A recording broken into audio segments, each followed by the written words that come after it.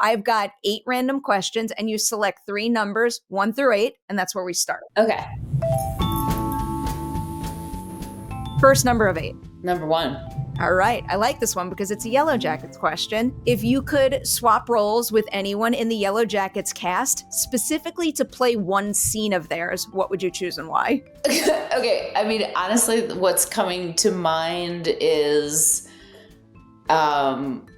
Juliette Lewis in season 1, like rolling around like a maniac in a motel room, like being born and freaking out and on drugs and everything. And I don't know that I would, as I'm describing it, I don't know that I necessarily want to play that scene, but I'm obsessed with that scene. And I remember just watching it as a, just tuning in to be like, what's this crazy show with all these ladies that I like? And seeing that and being like, what is happening? Like this woman's a genius. So the second you said her name, I knew that was immediately what you were going to bring up. The motel and also like I feel like her costume was some like tights that were like over her clothes or something. And it was like bananas and genius, brilliant. One of many obsessed legend. Unforgettable performance beats of hers. All right, so that was your first pick. What is your second number now? Oh, let's see. Just gonna roll the dice. 3. I want to know your single favorite part of the acting process, like putting your costume on for the first time, meeting your co-stars, but then also not necessarily your least favorite, but just part of the process where you still see room to grow for yourself. But this is reminding me of my daughter, they all had to bring in science projects and all of the class commented, and it was glow and grow. So you're glow and yeah. So we are doing. I feel like I need to change the title of this dicey question now. Yeah. To glow and grow. My favorite thing about being an actor is to be in the rehearsal room, like, which in telly it doesn't necessarily apply, but rehearsal room when starting a play to me is like the best place in the world, and I try to bring that energy into everything I do and keep it a rehearsal at all times and keep learning and growing and all of that. So that's my heady actor question. On Yellowjackets, though, is probably just like being with the ladies who are my colleagues on the show and between scenes, because it was great. And then the ever-shifting time schedule of the film/television actor is very challenging. Sometimes you're waking up at 3 a.m. or 4 a.m. or 5 a.m. and then sometimes you're trying to command your body to sleep until 6 p.m. to do some all-night adventure.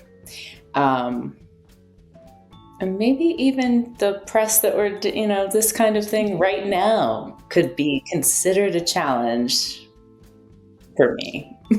I think about that all the time, and I have great respect for it because I feel like a big part of the reason why I'm fascinated by filmmaking in general, but in particular with acting, is because like my brain can't compute how you can be able to articulate the craft that you practice. And my trick is that I'm unable to do that. So, well, who articulates it better than anybody on this planet? Please tell me. It's Liv Hewson. Liv Hewson, I know. Liv is amazing. And actually, I had some little press moments with Liv because of what we're doing here. And I was just amazed by their ability to sort of just go to the heart of it. I agree with you. I think I've even said that. I wouldn't be surprised. All right, you have one final number to pick. What's the last one? Just give me the best question. I'll just say 7 and you give me the best one. Honestly, I do really like 7. It's an acting question, but it's something a little sillier and more fun, maybe. So this one we just call everyday things. I want to know the seemingly simple everyday thing that a human being does that is the most difficult to replicate on set as an actor. Something like fake waking up or fake sneezing. fake waking up for fake music. Oh, well, no, being drunk is notoriously difficult for people. Boston accents seem to elude most actors. But that's just me being snarky. For me, what's the most difficult thing to do? I don't know. All of it. Phone calls, one-sided phone calls. I mean, honestly, I think every once in a while I'll be like, oh my God, what is it doing in this scene? This isn't going well. And then I just, like, what comes in my mind is, Lauren, this time just do it like you're a human being on planet Earth. And like you just are trying to communicate whatever it is you're saying to the person you're talking to for real. Like you actually need to say the thing that you're saying. And that usually works. Like you're human. I get it. I mean, that's exactly why I sit in this seat and you sit in that seat, because I would never be able to do that. You seem very human-like. You seem very human. Right here is my natural state. If you take me out of this little box and even put me in like a social setting, then I turn into like a robotic weirdo. It's incredible. I will have Sauvignon Blanc. What's up, everyone? Welcome back for a new edition of Collider Ladies Night, another Yellowjackets edition. Lauren Ambrose is finally here on the show. I think with this one, I've had every series regular on Yellowjackets, on Collider Ladies Night or Collider Forces. I mean, congratulations to you. You all created a show that inspires me and keeps the wheels in my head turning, keeps me on my toes. Oh, thank you. I'm glad you like it. What is the movie you watched, the performance you saw, personal experience you had, whatever it may be, that first made you say to yourself, I absolutely have to be an actor? I think that it's watching I Love Lucy when I was a little kid and like trying to stay home from school and like I can't go in today because I knew that it was on at 9 and 9:30 and I wanted to just watch them and like tape them on the VCR to watch later. I was obsessed with Lucille Ball. Fierce redhead, comedian, show people, funny lady. So makes all the sense in the world. Yeah, I think she's number one. I would believe that. I don't think I was watching it at 9 in the morning. I feel like, what was it, Nick at Night? I used to watch it all night. Like I would stay up way too late just watching episode after episode because they always run marathons. Yeah. I loved it. So taking the next step forward now, another big question, but you've done a lot of stage and screen acting. And on top of that, I was reading that you're a trained opera singer. And then I started to watch videos of you singing. You're absolutely wonderful. But it was making me wonder, when you first pictured yourself making it in entertainment, so to speak, what did making it look like? What was living the dream at the start? Well, the number one goal was always to, I don't know, like try new things, work on stage, sing in things, like use all the tools. I don't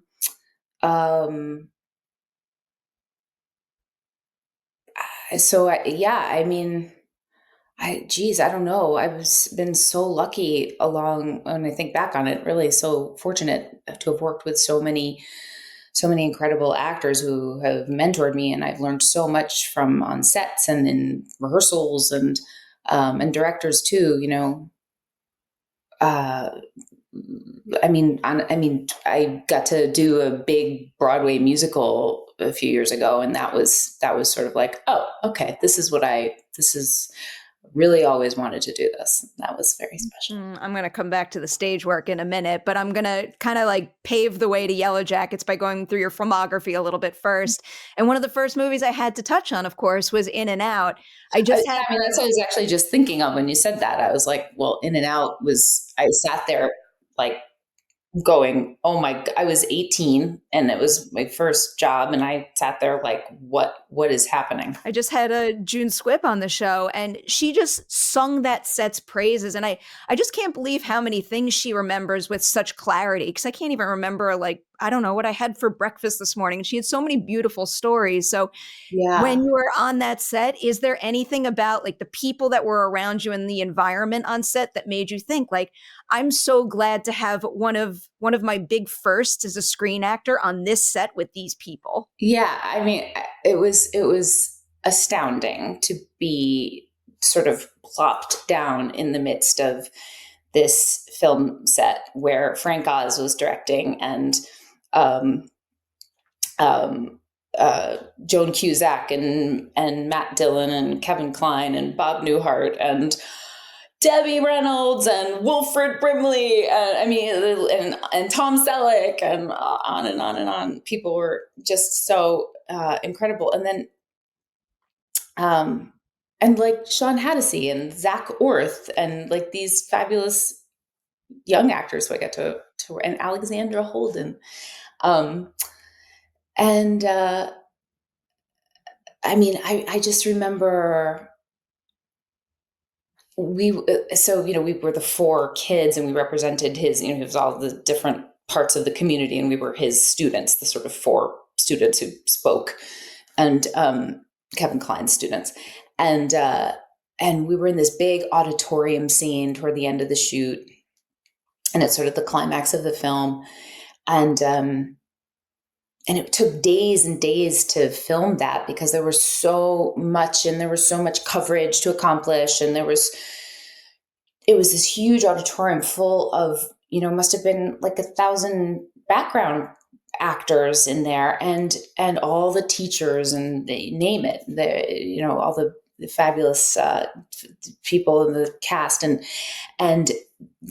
Frank Oz was getting up and doing impressions. He was doing his impressions of himself. He was doing his voices. He was doing like Grover and That's Fozzie Bear. exactly what June brought up. She's like, I just so like warmly remember him doing Miss Piggy for us. He was doing Miss Piggy, and everyone was shouting out different characters for him to do, and Yoda was a big one. And he said, I can't remember how to do Yoda. I don't quite have the voice anymore, and that was amazing. But then, for me, like show people wise, well, first of all, Debbie Reynolds came up to me, and I was 18, but I probably looked like I was about 12. I had my little like funny haircut, and she was like, "Hello, I am Princess Leia's mother." That's how she introduced herself to me. Yeah, and then to entertain the thousands of background actors and all of us in this hot auditorium for days, Debbie Reynolds got up. She would grab the microphone, and people started shouting out requests. Tammy, sing this, sing that. She's doing Singing in the Rain. She's doing bits. She's doing pratfalls. Like the ADs are like terrified. I mean, she was like turned into a full, show people, Deborah Vance. Like it was unbelievable, indelible. It was just seared into my memory. I was like, I can't believe I'm seeing this. So what a dream situation. I love that. Yeah, and I was just like, this is what I want to do. This is it. I love it because just show people, love show people. I do not blame you one bit. So the next title I have to hit as a 90s kid who watched this movie more times than she can count is Can't Hardly Wait. I'm pretty sure that like the CD is somewhere in the vicinity right now, and I still listen to that soundtrack all the time. But the particular thing I'm curious about with that one, and I hope I articulate this properly, but it just feels like very few modern high school comedies can capture like that same vibe, that same kind of texture, I guess. So from the actor perspective, like was there something, I guess, one of a kind about how a film like that was made? Something that, I don't know, maybe sets like that are missing, I guess, nowadays. Well, I mean, just the sheer numbers was that part of it was astounding, just like how many actors who are basically all of the working actors right now were in that movie. I mean, you can't find a production that doesn't have somebody from that movie in it.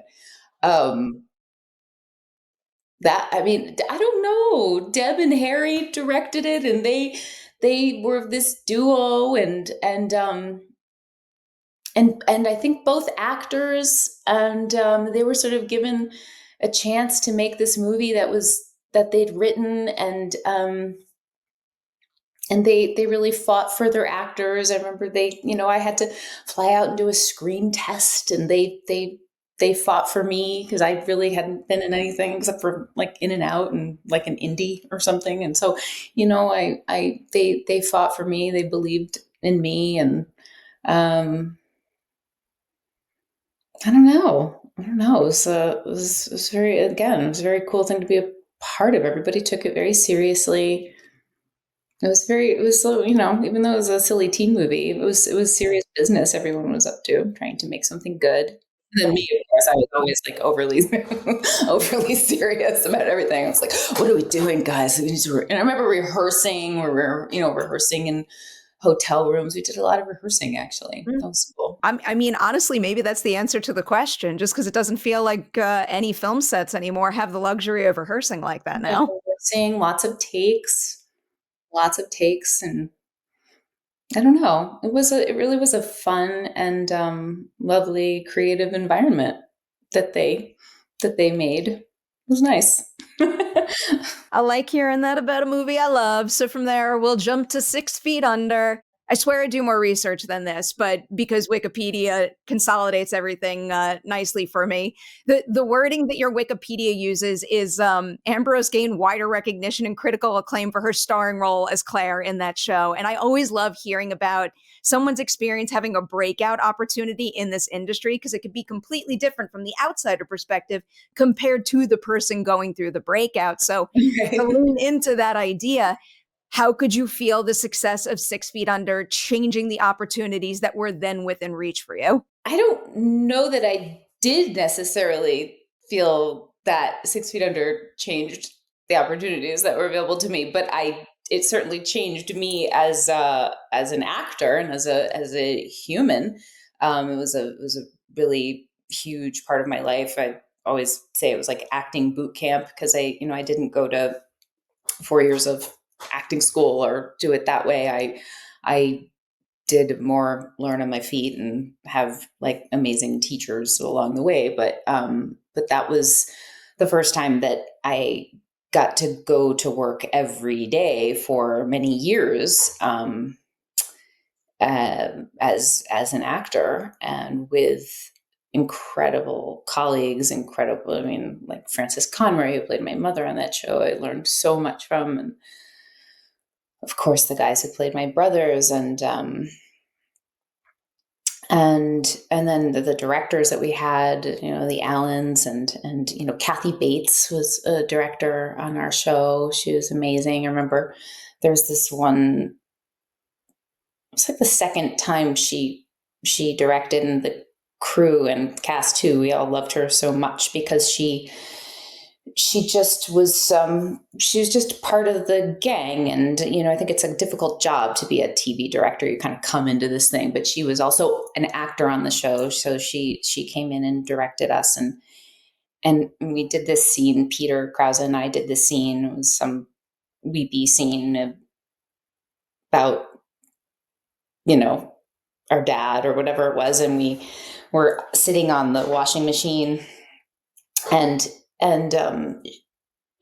talking to each other, and there was this beautiful two shot that she just did, a normal two shot, and it was like, okay, that was so beautiful, guys. Oh, that was great. And really something happened. It was really exciting because something happened in the scene between Peter and me. And they said, "Look, let's go in for coverage." And I said something like, "Oh, it's a shame that we even have to, because it really felt like we were just doing a play and something real happened." And she said, "You're right. Let's move on. Let's move on. We did that scene." And then that's just what's in there. It's like this long, long, long take of us, whatever we actually did. I love that she heard you on that. No, I did too. It was so courageous, and she probably had to explain herself to the to the producers and to the editors. Like, no, that's it. Yeah, no, that was it. That's all we got. But she knew what she was doing, and she had the confidence to say, "Moving on." confidence in her, in everyone's artistry. I'll follow up on that. I ask this question every once in a while, and I do think it's an important thing to bring up. Do you remember the very first time on a film or TV set when you could feel the power of your own voice, where you were able to speak up and change something either in front of the lens or behind it for the better? I don't I don't know if I can remember the first, like a first time. I remember a couple of things come to mind. One is again on 6 Feet Under, we're doing some scene in like an office, like a guidance counselor office or something, and I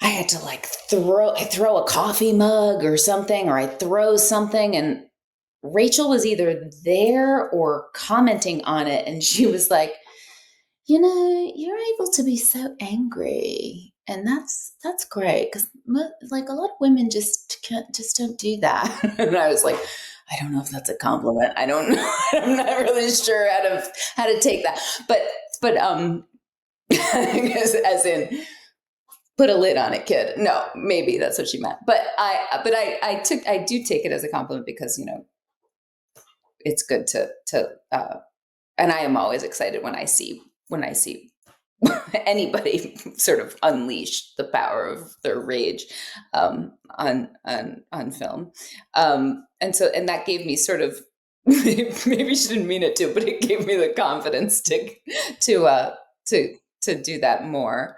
And then I think of like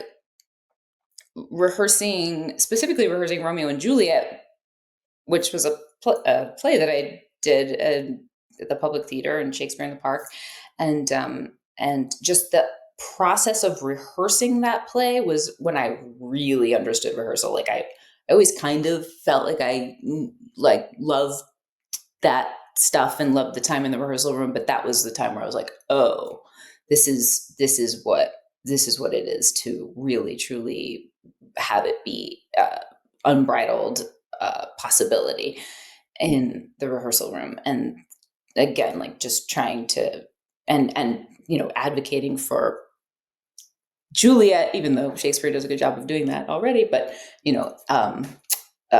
advocating for that character and the time to rehearse it, and the time to take, and then having that segue into taking time in other projects. Like, hang on, we got to actually clear out some space and take some time to try to let something happen, let something real happen.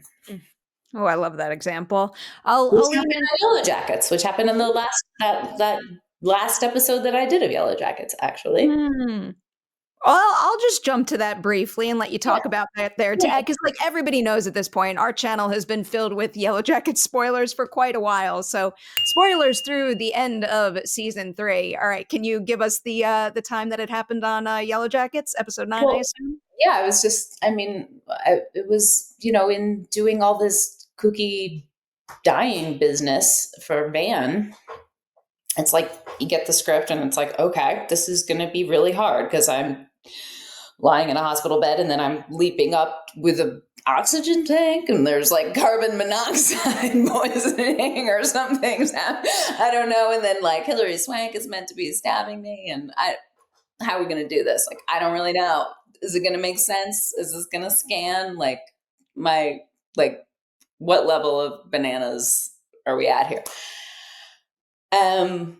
And so that takes, it's like a leap of faith. Okay, fine though. This is the script, and this is the Bible that we're working from, and how and I just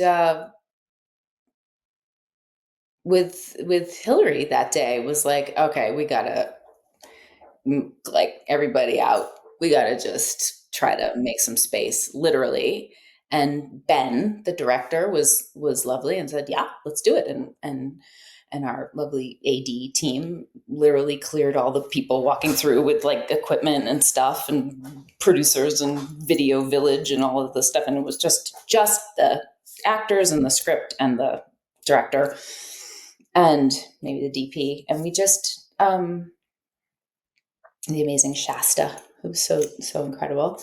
And we just like rehearsed it like a play and tried to make something real happen. And I think that we really did. We really, like, I think Hillary and I really, I even said to I was like, this feels really hard, and I'm really glad you're here and that we can try to figure this out together. And she was like, okay, we will. Because that was one of her first days too, actually. So I don't know. It just felt like, and it just, I don't know. It's just cool because it was the end of this thing for me, but it also felt like we got to something crackling and real and exciting and weird and like weirdly intimate and like, and so at the end of the day, I felt good about it. And Liv was there, and I was like, Liv, get in, because Liv was over at the, like hanging out in the village, like watching. And I was like, Liv, get in here. You deserve to be in here. You gotta be in here to help me get through this. I love that you included them in that. I mean, your collaboration truly. I think the casting in the show is some of the best casting we've ever seen in all of television, but in particular your pairing and Louie and how Junie, who also cast 6 Feet Under. the best of the best. How you nail their mannerisms though. Like there's a particular cut in season 2 where it goes, I think from you to Liv, and I don't know. I'm just like sitting there fully believing that you are the same person. There are many examples of Thank that. you. But going back to the rehearsal of that scene, I don't know if you could kind of narrow it down to something this specific, but do you remember doing that rehearsal and maybe having an aha moment with Hillary? Something you two did or thought of that made you think like, yes, this is what we need to make it feel real the way we want. I think it was just the like slowing down, because TV is, it's like it's written fast, you're shooting it fast. It's always an emergency. It always feels like there's some emergency happening, and it's like, oh my God, we got through that day. We made the day. Did we make the day? Are we gonna make the day? The sun is setting. We got to make the day. And it was just like like slow everything down. Everyone leave. Like we're gonna pretend like we have all the time in the world for this one moment, for this one scene. And there was something about doing that just like just made a feeling of freedom. And I mean, you kind of hope that all all of it is made under those, or you try to trick yourself into feeling that feeling, even when it, as an actor, even when that isn't the outside reality of what's going on, and you just have to kind of get on with it, but inside you have to do your work. But um but for that one scene, we were able to just sort of slow everything down and go slow and figure out the beats of the physicality and the climbing and the um I don't know, it's kind of hard to remember all the actual specifics, because it's not like I did it like 8 shows a week and you know what I mean? It was like we just did it, we just did it once. We just did it. Um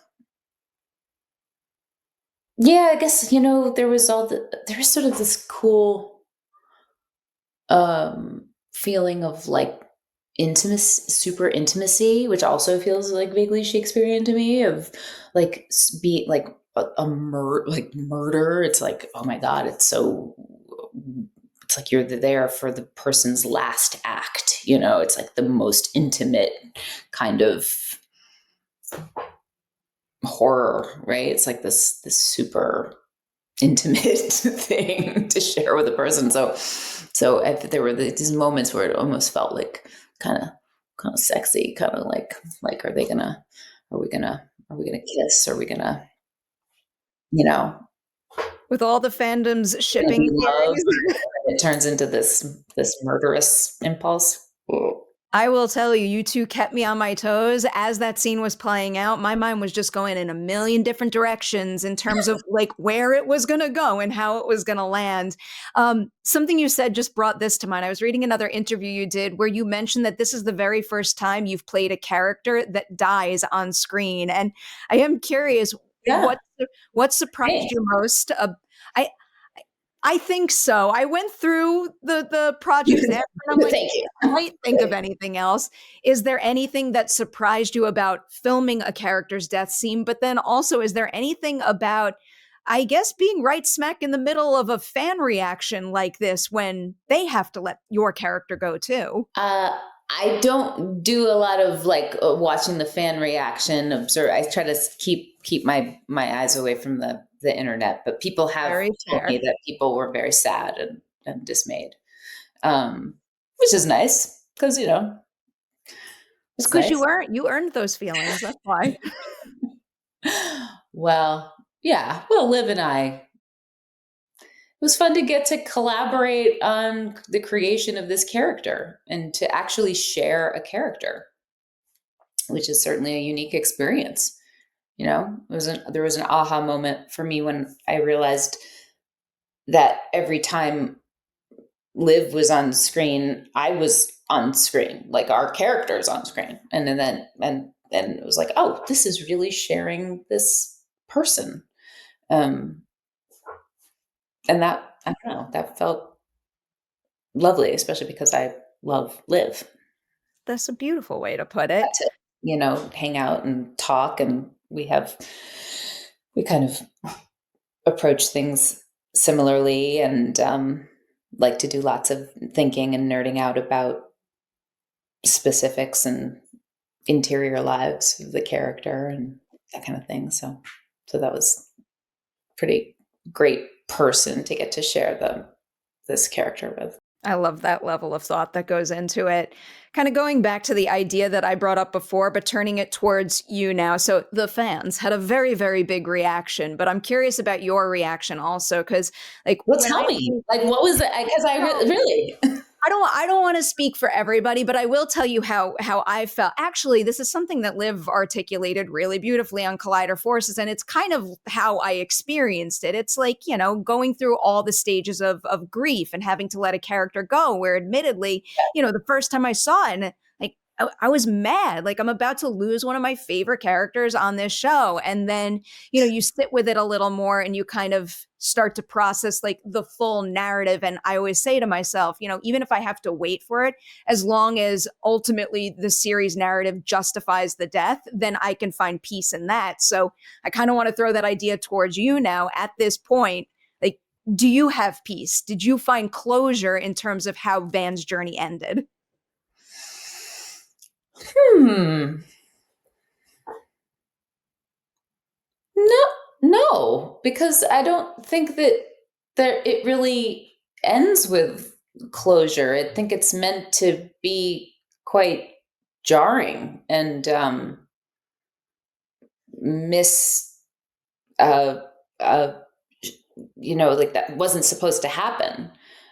I think, I don't know. That's how it felt. It was like, what's this is happening? And then of course my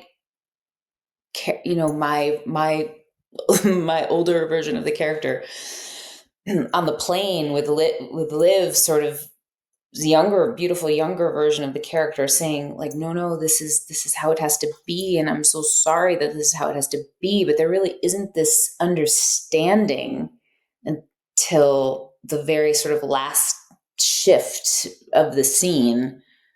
I don't exactly know how it ended up being in the final cut of it, but we sort of played it that there was this, that it was really like, no, like you weren't supposed to do this to me. And it was really quite angry. Like this, it wasn't supposed to go like this. And then Liv said something like, come on. Surviving Yeah. this was never the reward. Yeah. But even more specifically, it was just like, come on, like, come on. And that was like, oh, okay.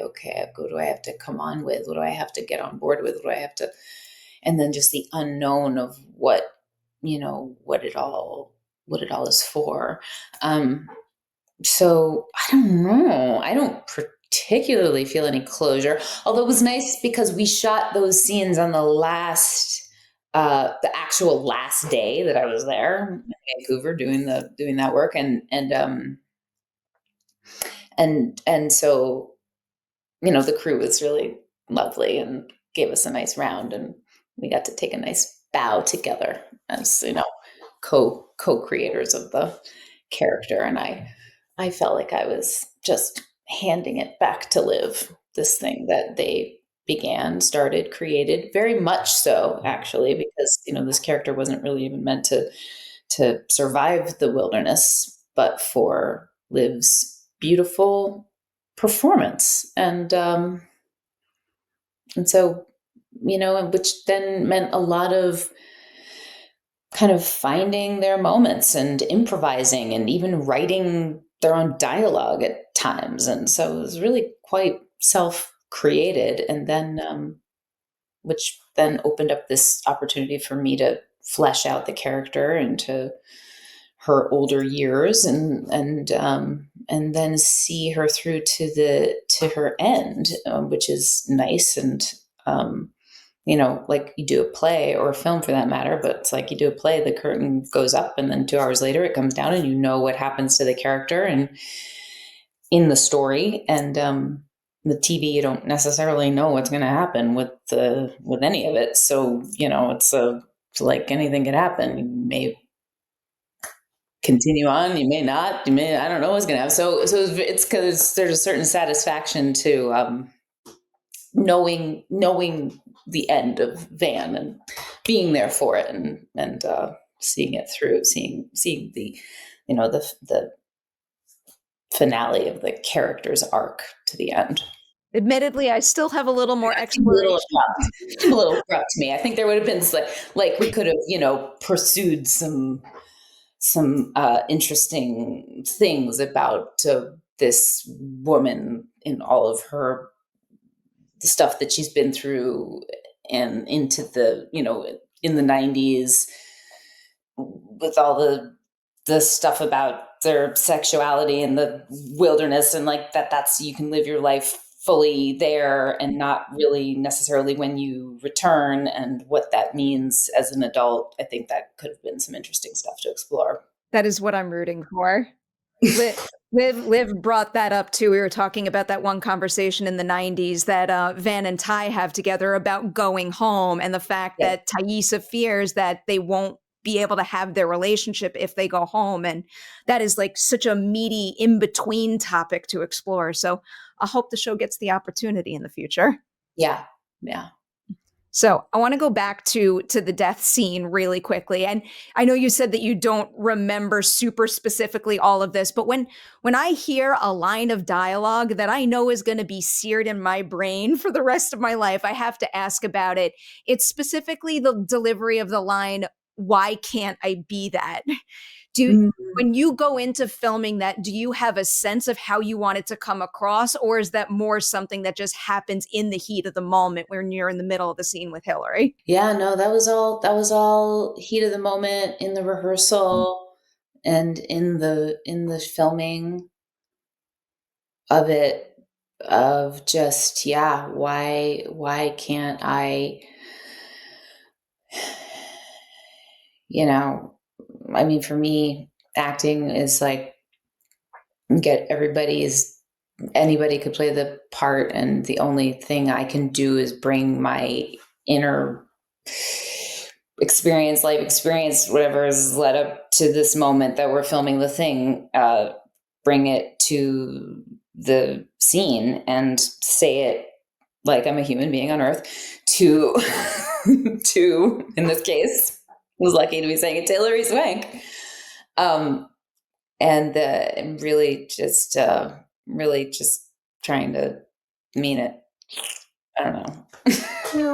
But there's, in a very different way, I remember two specific lines that cut through especially strong this season. It's you delivering that line, and now I can't remember because this was so long ago. I think it was in episode 3 or 4 when Melanie yells at Simone, "Get the fuck out of my house." Like, I feel like I shook even though I'm watching it on a screen.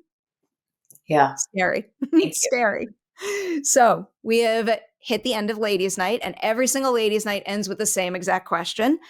So in film and television, we give each other awards, which I think is super cool. We should keep on doing that. But I find that very few people tell themselves, good job, like you did a good job. So I want to know something you accomplished making Yellowjackets season 3 that you'll always be able to look back on and say, you know what? I'm really proud of what I did there. For me, like my treasure is having had the experience of working with all of the amazing women my age on set together as colleagues, not competing for the one woman role. And that's when I was watching Juliet roll around in the motel room in her tights, like that, and watching the performances of Melanie, Christina, Tawny. I was like, and then Simone. I was like, I want in the first season, I was like, I want to be part of this. I'd love to be a part of this. And then they called me up and they were like, do you want to be a part of it? I'm like, yeah, actually, yes, I did want to be a part of it. Like, I'd love to come join you. So that, and it was the experience of working all together as a in collaboration with these, amazing ladies, amazing actors, artists, and yeah. So I definitely got that. I mean, I don't know. I feel proud of myself for having sort of like, I don't know, gotten to that place of having that opportunity to and also definitely kind of want to make sure to try to manifest more opportunities with like a ton of women on set, because that was pretty great. I'll help you manifest that. That's one of my top priorities in this business. That's a big part of the reason why Collider Ladies Night exists, to put the spotlight on all the wonderful female powerhouses we have in this industry that deserve an even bigger platform than maybe they already have. So it was an honor to have you on the show, and just congratulations. I'm so blown away by what you and Liv created with this character, especially when it was that character was in a situation where they were not meant to be such a big part of this storyline. And my God, really just like absolute powerhouse work from both of you. And it's something special that should be celebrated, maybe Aw. with some awards. I want everyone to say good job to themselves, but I also need Yellowjackets to get the recognition in this business that it deserves. So Oh, thanks for being such an congratulations. advocate. Oh my. Always, always. I will end by saying congratulations on everything you accomplished on Yellowjacket season 3 and everything coming your way your future. Come back to Ladies Night to celebrate more with us soon. Thank you. Thank you very much for having me.